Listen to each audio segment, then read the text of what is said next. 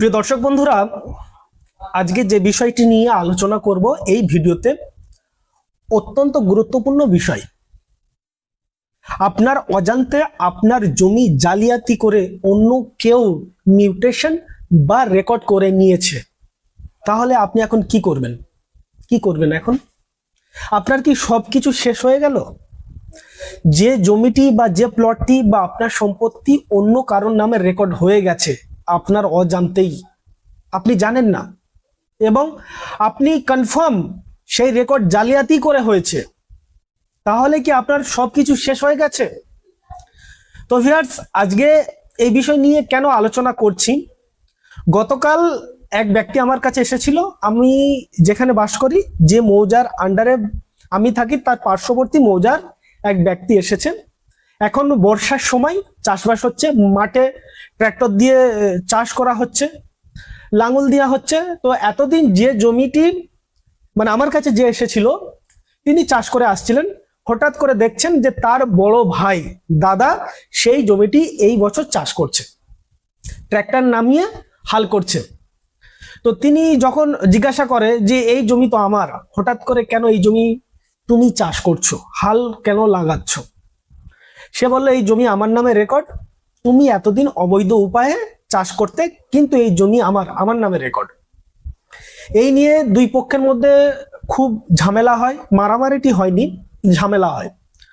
এখন আমার কাছে এসেছিল পরামর্শ নিতে যে কি করবে। তো সেই জন্য এই ভিডিওতে আমি আলোচনা করছি। আমি সেই মৌজার নাম, ব্যক্তির নাম এই ভিডিওতে কিছুই বলছি না, জাস্ট আলোচনা করছি। আমার মনে হয় ভিডিওটি যদি আপনি শেষ পর্যন্ত দেখেন, তাহলেও আপনার উপকারে আসবে ভবিষ্যতে।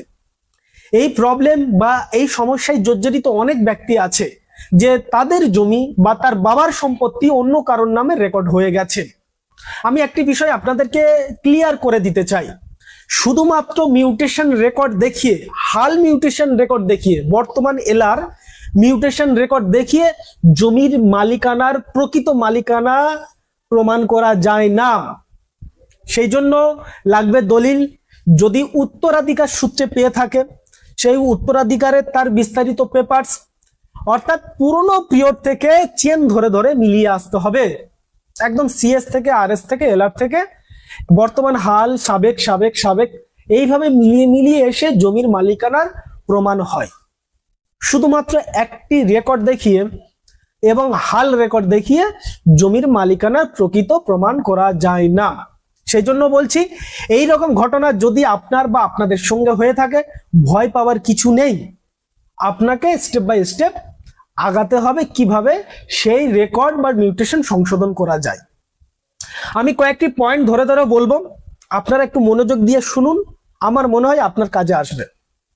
প্রথমত, ওই জমির বিস্তারিত ডিটেলসে যা কিছু কাগজ আপনার সাপেক্ষে রয়েছে, দলিল, পুরনো পর্চা, আরএস পর্চা বা সিএস পর্চা, সেগুলো আপনি সংগ্রহ করুন।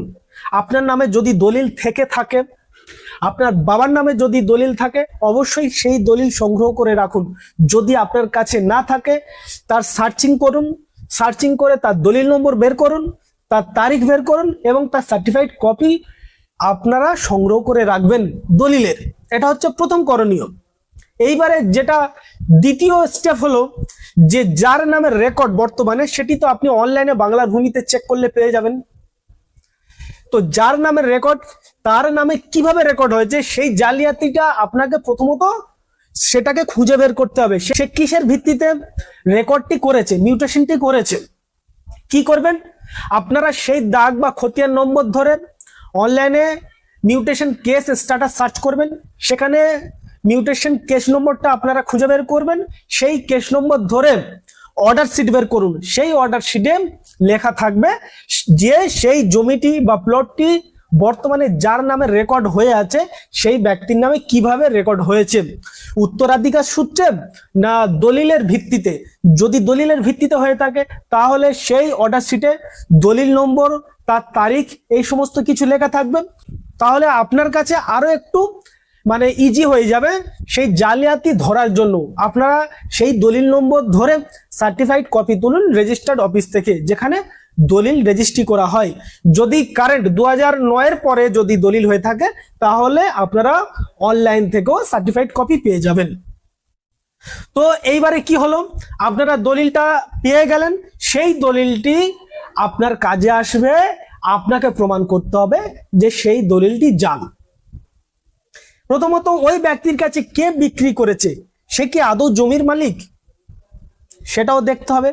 যদি সে মানে প্রকৃত মালিক বিক্রি করে থাকে, একই জমি দুবার বিক্রি করেছে কিনা সেটাও দেখুন, যে আপনার কাছে আগে বিক্রি করেছে না বর্তমানে যার নামে রেকর্ড তার কাছে আগে বিক্রি করেছে, এটাও দেখতে হবে।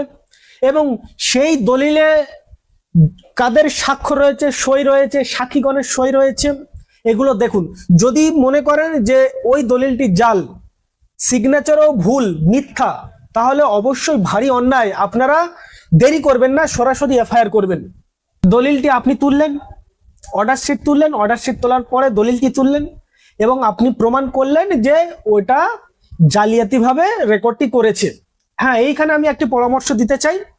দলিল তোলার পরে অবশ্যই আপনার যদি নলেজে থাকে, আইডিয়া থাকে, নিজে চেক করুন। যদি না থাকে, যাদের দলিল পর্চা সম্পর্কে আইডিয়া রয়েছে, কোনো সার্ভেয়ার, আমিন সার্ভেয়ার বা মৌরি বা ল ক্লার্ক অথবা কোনো আইনজীবীর পরামর্শ নিন। সবচেয়ে ভালো আপনারা আইনজীবীর পরামর্শ নিন। আইনজীবীরা আপনাদেরকে বলবে যে এই রেকর্ড জালিয়াতিভাবে করেছে, এই দলিল ভুয়ো দলিল, এই দলিলের কোনো মূল্য নেই। তবেই আপনি আরো একটু আগিয়ে যাবেন যে রেকর্ডটি করেছে সেই রেকর্ডটি সংশোধন করার জন্য। 2 নম্বর পয়েন্ট পর্যন্ত আলোচনা করলাম। 3 নম্বর পয়েন্ট হলো এই সমস্ত কাগজ, অর্থাৎ আপনার সাপেক্ষে যে সমস্ত কাগজ রয়েছে এবং যে ভুয়োভাবে জালিয়াতিভাবে রেকর্ডটি করেছে তারও কাগজপত্র আপনি সংগ্রহ করলেন। 3 নম্বর পয়েন্টটি হলো আপনি এবার প্রস্তুতি নিন ওই রেকর্ডটি সংশোধন করার জন্য। সেজন্য আপনাকে আবেদন করতে হবে, দরখাস্ত করতে হবে, অর্থাৎ মিস কেস করতে হবে বিএলআরওর কাছে, BL&LRO অফিসে, মানে ব্লক যে ভূমি দপ্তর রয়েছে যেখানে মিউটেশন কনভার্সনের কাজ হয়, সেইখানে সংশোধনের জন্য দরখাস্ত করতে হবে। আপনার সাপেক্ষে আপনি সমস্ত কাগজপত্র রেডি রাখবেন। যে জালিয়াতিভাবে রেকর্ড করেছে তার কাগজপত্র আপনি সংগ্রহ করলেন, সেই সমস্ত কাগজপত্র আপনি সেটাও সংগ্রহ করে রাখলেন। এইবারে দ্বিতীয় পক্ষ মানে আপনার যে বিবাদী পক্ষ, যার নামে আপনি ক্লেম করছেন যে সেই ব্যক্তি জালিয়াতিভাবে রেকর্ড করেছে, তাকে হিয়ারিং ডেটে ডাকবে, অর্থাৎ নোটিশ দিয়ে হিয়ারিং করাবে, শুনানি হবে। দুই পক্ষের কথা শুনে বিএলআরও সাহেব তিনি সিদ্ধান্ত নেবেন যে কার নামে রেকর্ড হবে। যদি ওইখানে বিএলআরও ভূমি দপ্তরে মানে ব্লক ভূমি দপ্তরে যদি এই প্রবলেম সমস্যার সমাধান না হয়, তাহলে আপনি বেশি দেরি করবেন না, ভালো কোনো উকিল বা আইনজীবীর অ্যাপয়েন্টমেন্ট নিন, আপনার জমির মালিকানার জন্য রেকর্ড সংশোধনের জন্য কেস করুন, দেরি করবেন না। তো ভিউয়ার্স, আজকের ভিডিওতে জাস্ট আমি এইটুকু আলোচনা করলাম। যদি আপনার জমি আপনার অজান্তে অন্য কোনো ব্যক্তি জালিয়াতিভাবে রেকর্ড করে নেয়, তাহলে আপনি কি করবেন বা আপনার করণীয় কি, ভয় পাওয়ার কোনো কারণ নেই। এইটুকু আজকে ভিডিওতে আলোচনা করলাম। এরপরেও যদি আপনার কাছে কোনো রকম এই রিলেটেড প্রশ্ন থাকে অবশ্যই কমেন্ট বক্সে করবেন, আমি চেষ্টা করব আপনার প্রশ্নের উত্তর দেওয়া অথবা নেক্সট ভিডিওতে আলোচনা করা। ভিডিওটি সম্পূর্ণ দেখার জন্য আপনাদেরকে অনেক অনেক ধন্যবাদ। সবাই ভালো থাকবেন, সুস্থ থাকবেন।